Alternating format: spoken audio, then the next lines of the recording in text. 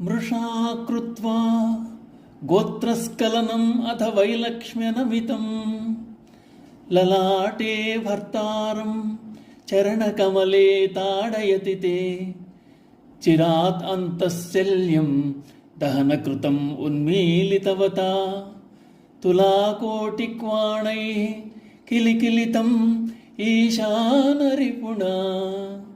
అమ్మా జగన్మాత, పొరపాటున శివుడు నీ వద్ద నోరు జారి గంగ పేరు ఉచ్చరించాడు. అది నీవు గమనించావని తెలిసి ఇబ్బంది పడి క్షమించమని నీ పాదములను స్పృశించబోయాడు. అలా నమస్కరిస్తున్న శివుని నొసటిపై నీ పాదపద్మముతో తాకావు. ఈ దృశ్యం పూర్వం శివుని చేత దహించి వేయబడిన మన్మథుని కంటబడింది. దాంతో శివునిపై తనకు గల విరోధభావం తొలగి మన్మథుడు నవ్వాడు. ఆ సమయంలో కావింపబడిన నీ కాలి అందుల చిరుగంటల సవ్వడి శివునికి జరిగిన పరాభవమునకు మన్మథుడు కెలకలమిన నవ్వాడా అన్నట్లున్నది తల్లి. ప్రస్తుత 86వ శ్లోకంలో అమ్మవారి పాదాల పవిత్రతను విశిష్టతను వివరిస్తున్నారు శంకరులు. చంద్రుడు, మన్మథుడు, అగస్త్యుడు, లోపాముద్ర, మనువు, దుర్వాసుడు మొదలైన వారెందరో అమ్మవారి భక్తులు.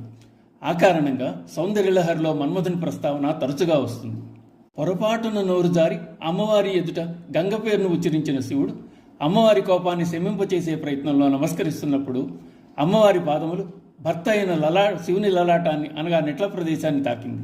ద్వాపరంలో కూడా ఇలాగే సత్యభామను అనునయిస్తున్న కృష్ణ పరమాత్మ నొసటిని సత్యభామ పాదం తాకింది.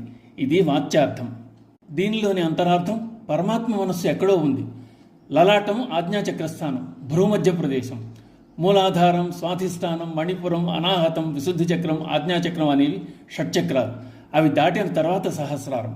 ఆజ్ఞాచక్రస్థానం మనస్సు, జ్ఞానం. అమ్మవారు కుండల్ని రూపిణి.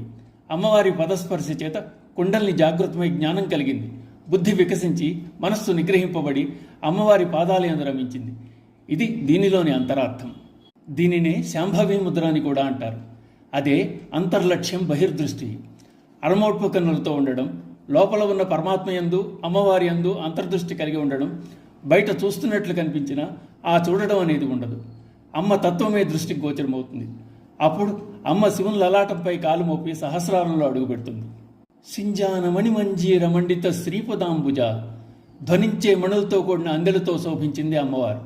అమ్మవారి పాదం శివుని లలాటాన్ని తాకడం చూసిన మన్మధుడు తన లక్ష్యం నెరవేరిందన్నట్లుగా హృదయంలో గుచ్చుకున్న బాణపు మొలికిని ఉన్మీలితవత పెకిలించి వేశాడు. అతడి హృదయం తేలికబడింది. శ్రీ మాత్రే నమః.